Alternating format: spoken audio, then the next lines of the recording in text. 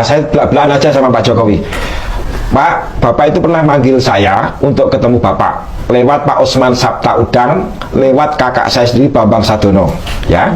Bapak panggil saya ke rumahnya Pak Osman Sabtaudang, ya, dengan satu tawaran, buku Jokowi Undercover nggak usah terbit, saya disuruh pilih jabatan atau uang, gitu. Nah, jawab saya, pilihan saya adalah saya pilih atau uang atau jabatan, saya pilih atau. Kakak saya bingung kan, lo maksudmu apa gitu loh. Maksudku, kalau Pak Jokowi itu minta tolong ke saya itu berniat baik untuk menarik buku itu dari pasaran, dari peredaran gitu, saya bisa saja. Tapi Pak Jokowi bikin permintaan tertulis dong, supaya saya nggak ada bukti disuap gitu loh. Nanti pasti habis ini saya kena isu disuap itu kalau tiba-tiba saya tarik, gitu. Itu cirinya PKI. Jadi ada beberapa poin-poin penting yang harus dicatat. Kenapa di ijazah Joko Widodo tidak tertulis jurusan? Kenapa nomor mahasiswa Joko Widodo melebihi apa yang dituliskan di dalam sejarah Fakultas Kehutanan itu sendiri?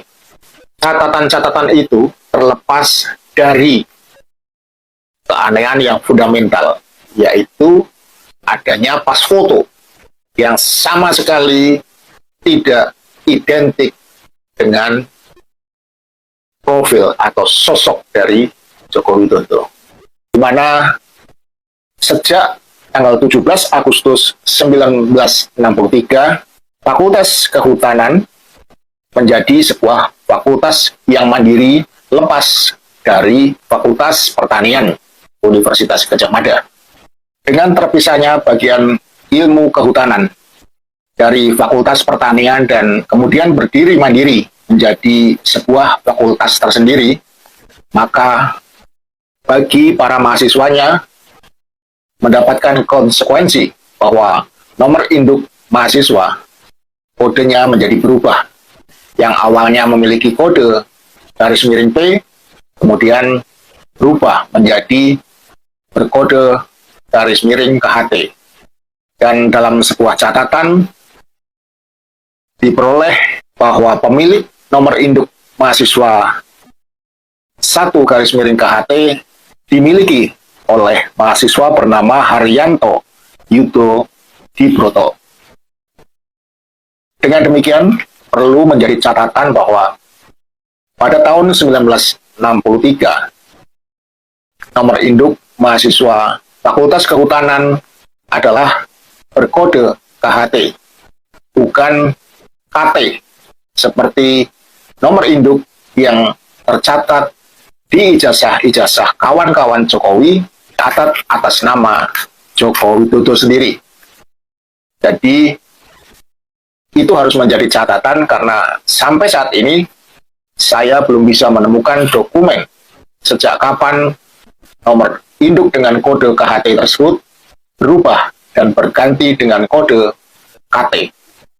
Sebab untuk mengubah kode nomor induk mahasiswa di dalam sebuah fakultas bukanlah hal yang mudah, karena itu berkaitan dengan sistem administrasi yang terkait antara satu dengan lainnya, seperti pada sistem administrasi di perbankan saat mahasiswa melakukan registrasi ulang dan membayar SPP, dan juga terkait dengan sistem administrasi di fakultas itu sendiri, dan juga terkait dengan sistem administrasi di perpustakaan saat mahasiswa melakukan pinjaman buku-buku kuliahnya. Baiklah, dan ada yang perlu dicatat lagi bahwa sejak tahun 1962 sampai dengan bertahan pada tahun 1994, jumlah mahasiswa di Fakultas Kehutanan hanya berkisar 100 mahasiswa lebih sedikit. Perlu betul-betul menjadi perhatian. Kenapa Joko Widodo yang dikatakan masuk dan diterima di Fakultas Kehutanan pada tahun 1980 dan lulus pada tahun 1985 memiliki nomor induk mahasiswa 1681. Artinya, dia memiliki nomor induk 1681. Padahal, di dalam catatan sejarah Fakultas Kehutanan, jelas dikatakan bahwa pada tahun 1962 dan bertahan sampai 1994. Oke, halo teman-teman, kembali lagi bersama saya di channel ini. Salam inspirasi, salam NKRI harga mati. Pada kesempatan kali ini teman-teman, kita sangat senang mendengarkan sebuah cuplikan-cuplikan video seperti ini. Ini adalah salah satu hal yang perlu untuk kita ketahui bersama-sama, bahwasanya memang terbukti ijazah Jokowi dan ternyata tidak benar. Kebohongan-kebohongan publik seperti ini tentunya penegak hukum wajib mengambil suatu tindakan-tindakan tegas supaya tidak terjadi lagi hal-hal seperti ini ke depan. Bagaimana membohongi publik, ya? Dan ini bukan orang biasa, ini adalah figur yang selalu menjadi sorotan publik. Jadi tindakan-tindakan yang dibuat oleh beliau akan menjadi salah satu hal yang menjadi tontonan publik.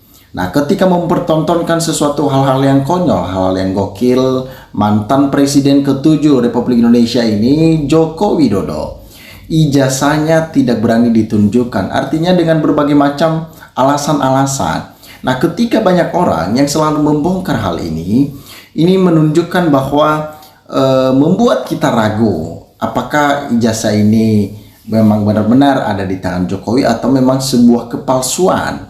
Nah, makanya masyarakat secara terus-menerus ramai-ramai berbicara hal ini. Tidak hanya di masyarakat, bahkan di seluruh orang-orang yang sudah mendengarkan isu ijazah palsu, mereka selalu membicarakan. Dan lucunya, ini Jokowi dan juga Gibran, bapak sama anak, sama-sama ijazahnya diragukan. Sangat memalukan sekali. Ini satu keluarga. Ini mantan presiden dan juga wakil presiden anaknya sekarang yang sedang menjabat di negara kita. Nah, sehingga secara terus-menerus foto ijazah berkacamata sudah menjelaskan dan membuktikan kebodohan sama dengan bodong.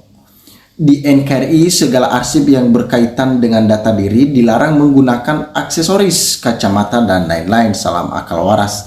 Nah, dengan hal-hal seperti ini, ketika melakukan sebuah uji forensik dalam setiap ijazah-ijazah mereka sangat tidak valid, ya, menunjukkan ketidakvalidan, artinya tidak menunjukkan sebuah keaslian di ijazah tersebut. Sampai kapanpun ijazah Mulyono tak akan dia bukakan, karena tidak ada no induk, tidak ada jurusan, tidak ada kode ijazah. Semua sudah dimanipulasi data siapa dalangnya, oknum pihak Universitas Gadjah Mada.